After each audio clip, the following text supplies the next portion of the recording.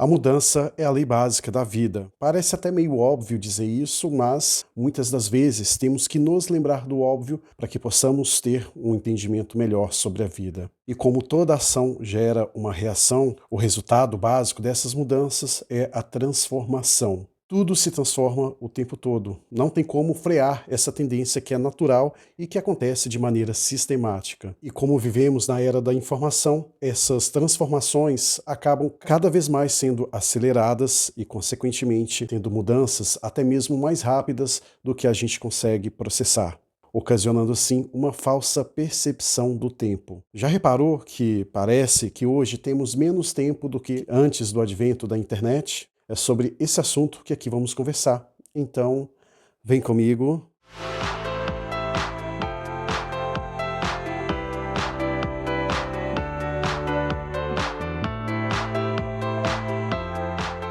A você que chegou agora no canal, seja bem-vindo. Eu sou Maicon de Souza e aqui abordo assuntos relacionados à filosofia comportamental e às vezes trago algumas dicas de literatura. Então, se gosta desse tipo de assunto, esse canal foi feito para você. Clique aqui no botão inscrever e também ative as notificações para que você possa estar por dentro de todo e qualquer novo vídeo que aqui surgir. Estamos cansados de saber que a internet revolucionou a forma pela qual nos comunicamos.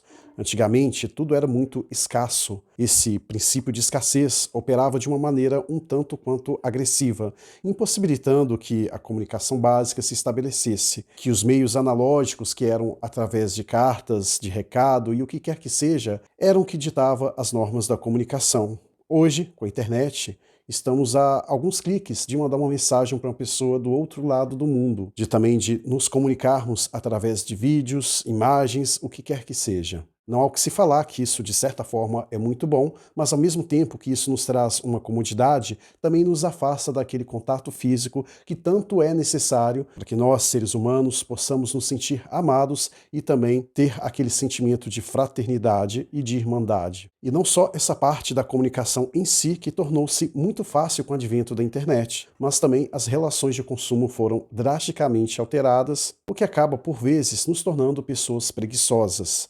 E a preguiça, ela não vem sozinha, vem acompanhada de uma série de fatores que faz com que a gente o tempo todo se nivele por baixo. A facilidade, pelo fato de nos deixar preguiçosos, pessoas procrastinadoras, acaba fazendo com que algumas situações nos causem prejuízo.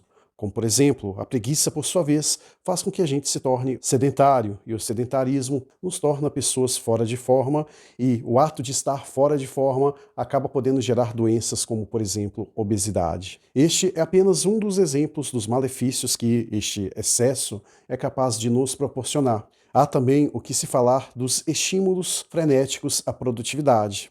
Porque com todo esse advento, toda essa transformação que de tempos em tempos ocorre, nós queremos sempre estar na moda, digamos assim. Ou seja, o consumismo desenfreado, que é aquele voltado para o status, faz com que a gente o tempo todo queira comprar coisas para nos mostrar para pessoas que nem mesmo conhecemos e também para validar o nosso ego. Tudo isso para fazermos com que nos tornemos pessoas relevantes, digamos assim. Só que essa relevância, ela é algo que acaba por vezes ditando regras de comportamento destrutivos. Por isso que eu sempre faço um discurso ferrenho às práticas minimalistas. E entrando aqui na ênfase principal desse vídeo, que é o que eu disse na introdução dele, é sobre as questões de percepção de tempo. Que toda essa facilidade, comodidade, nos dá a falsa impressão de que o tempo está passando mais rápido do que o normal. Porque a partir do momento em que nós estamos bitolados a esse bombardeio de informações que o tempo todo nós recebemos, e não só isso, também a questão dos excessos de estímulos,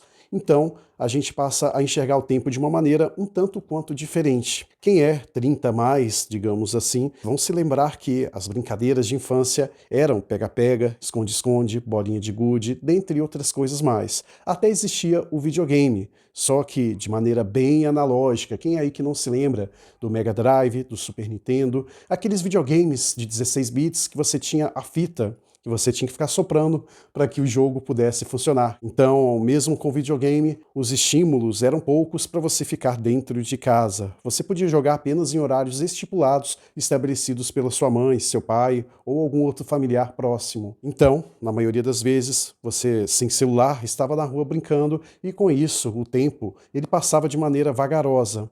Agora, hoje, com esses estímulos virtuais que temos, o tempo passa de maneira bem agressiva.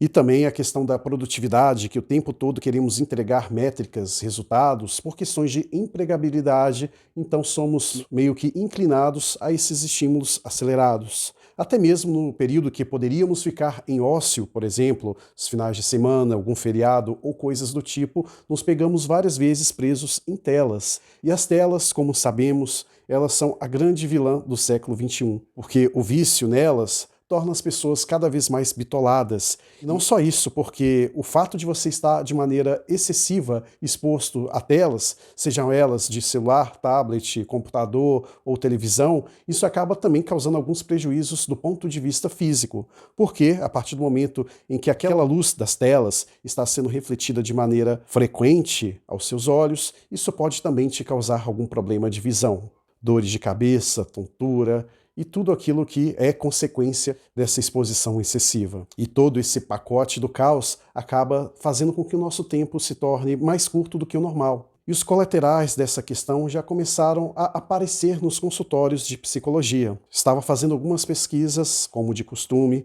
e identifiquei que vários psicólogos alegam que um dos assuntos recorrentes no consultório tem sido questão de vícios na internet e mídias sociais e tudo aquilo que advém delas, como, por exemplo, a comparação, que é algo que é muito comum, de pessoas se comparando o tempo todo com vidas perfeitas em redes sociais de outras pessoas. É um pacote que tende a se tornar cada vez mais uma bola de neve que vai se transformando e adquirindo proporções cada vez mais exorbitantes, fazendo com que algumas situações relacionadas ao ponto de vista da saúde mental acabem se tornando um problema. Bom, falei aqui sobre os problemas decorrentes de tudo isso, mas acredito que vocês devam estar esperando alguma solução. Bom, já vos adianto que eu não sou coach, então não tenho aqui uma receita de bolo pronta para dizer a vocês do que deve ser feito para se livrar de tudo isso. É claro que algumas coisas eu posso até aconselhar, que é o que dá certo para mim, que já vi dar certo também para outras pessoas, mas que não é garantia de que vai dar certo para você.